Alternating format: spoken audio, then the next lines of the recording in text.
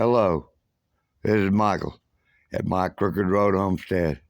Hope everyone's getting along all right today. Well, last couple of days has been heck on me, but I'm getting on with my projects. Here I've got a new project. This is the best chicken water that I could come up with. And I made this not only for myself, but I made it for the ladies out there. And here it is. It's a 5-gallon bucket. And I've got a lid with a spout on it. For you ladies, all you have to do is when you fill that up, you got to plug that hole down there until you get it full. It'll keep running if you don't. Till you get that lid on there, that thing will continue to run. But what I'm gonna do on mine is I'm gonna make me a plug that I can put in there, out of one of them branches up there or whatever, just something to plug that hole up with. But and I'll show you here in just a minute. But you got to have it where you got a lid. I bought that lid at Lowe's. I've got 2 of them. And I'm going to tell you about these lids, too. When you get them, it's got an inside pull on it. You don't want to pull on that. What you want to do is take a unibit or whatever and drill that out. Don't try to pull it out, or you'll pull it out like the one that's inside that I got to try to fix. And it's just a nightmare. So on this one, I just took my unibit and drilled that out in there and got it out. But anyway, this works perfect. And this is the way, once you get it in the bucket, all you got to do is pull your hose around there instead of flipping that bucket up. That bucket with that water in it weighs 60 pounds. And trying to flip that over is a pain in my butt. So I don't do it that way. I got to thinking, I said, well, there's got to be an easier way to do this. So I got online and got to looking up these lids with these spouts on them. And I found this at Lowe's. They're like $3.80 something for just the lid, but it's worth it. You can use any bucket, and it's got a seal in it. So when you put that on, you might want to put it on. I put that on this bucket. I put it on with a rubber mallet to make sure that it was sealed down. But I'm going to take this lid. I'll take it off and we'll see if it runs. See the water coming out of it? As long as that's got water, but you close it up and it stops it. You got to make sure of that. And what I did was I just put my finger over this hole when I was filling it up. But I'm going to make me a plug for it. But it works. And this one works great. But this is the best chicken water out there. And it's for ladies that, you don't have to lift them. You don't have to lift that 5 gallons of water, try to flip it over and all that. And I got to thinking about ladies as well as, I'm 76 or 77. I can't ever remember anymore. I think I'm 70. I was born in 1946, so you add it up. But anyway, this is like a good one. I know this will work. The water level is high enough, and all you have to do is just take your hose. See, I just took the hose, filled it up. But like I said, I got to make a plug for that. I'll make me a plug.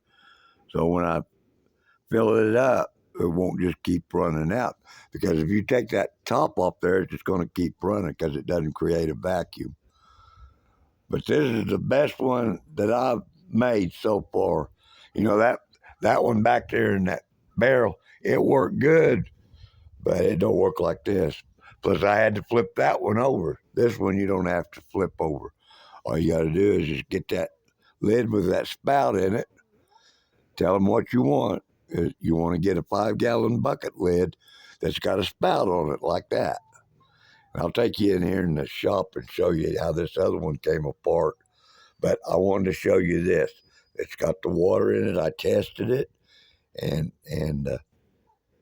like I said, I showed you taking that lid off that spout then the water starts running again. But as soon as I put that lid on there, it creates a vacuum in there and it stops it. Now, when that water gets below that level, it'll go ahead and fill on up some more. It'll keep it at this level that it's at right now. So that line's just barely under that. That's why this water's up so high on this. But it's done. So I could have put it a little bit lower. I should have, but I didn't. But that's all right. I was just testing this, and I'll show you what I used in here. We'll go in the shop, and I'll show you this other one. I'll show you the tool I used to get that center out of it. Because you try to pull them, you're going to end up with the problem that I've got in there in the shop, and I'll show you here in a minute what happens if you try to pull that center out without drilling it out like I did. So anyway, let's go in here and I'll show you. But this will work. I guarantee you this one will work.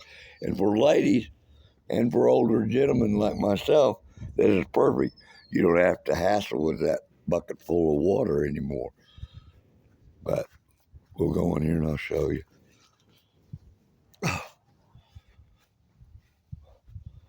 I got my new tire on last night. I'll show you that. There's my new tire. Got it on. I think it was $122 for that tire. I believe that's what it was. But she's on there, and thanks to Eric, we got her on there. You know, he picked me up a little bit after 5 o'clock, and it was 7:30 when we got back to the house. So it took 2.5 hours to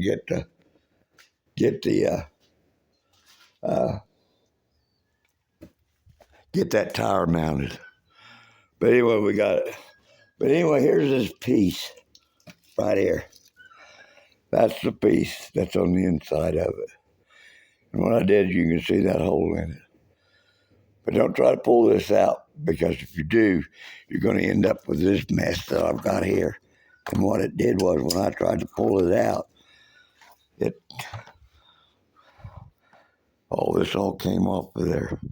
So now I got to figure out the way to get this back on here. I'll get it figured out. But this little ring goes over that. I'm supposed to seal it in. It'll take me some time, I'm sure, but it gives me something to do. Gives me something to mess with. I'll get her. But that's that. But like I said, now I use these unibits like this. I use a small unibit. And you can see in that piece there, in this piece here, you can see where I started it. Then I got it in there, and then I went to the edge and just went around it. Then I started around it. And I got it out of there, and that's why that one's still intact. You know, I wouldn't think of it. They give you this ring here. It's got a ring on it to pull it. But when I pulled on this one, well, then it pulled this out of there. So now I've got to try to work and get that all back together. Because I got 2 lids, because I'm going to have 2 waters out there. But anyway, that's where I'm at on that new water. But for you ladies and gentlemen of my age, you know, it's hard for me to flip it over. I found that out after I got that other one built.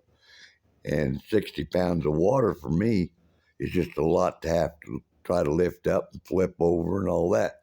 This way, when I built this one, all you got to do is just take that cap off there, put your water in it, be sure, you know, take a branch or whatever, make you a plug that you can plug that hole up with, fill your 5 gallons of water up, put the lid on it, and then release it, you know. And if it stops before it gets up to where the hole is, well, then loosen your cap and it'll go ahead and fill it on up, and then it'll stop it. But anyway, that's it for my new chicken water. And I sure hope it helps some of you ladies out there, and guys too. But I was thinking more about ladies, trying to lift 60 pounds of water to flip it over. I said, most women can't do that. I'm sure that there's some of you ladies out there that could probably carry 300 pounds, but I just don't happen to be one of them. But I just wanted to share this. So, uh, just another little project. Well, anyway, I'm going to get off of here. But as I always say, if you haven't subscribed, please do so. Give me a thumbs up. Share it with others. Hit the notification bell. Please leave me a comment. Have a blessed day. And I will see you on the next one. Okay, bye.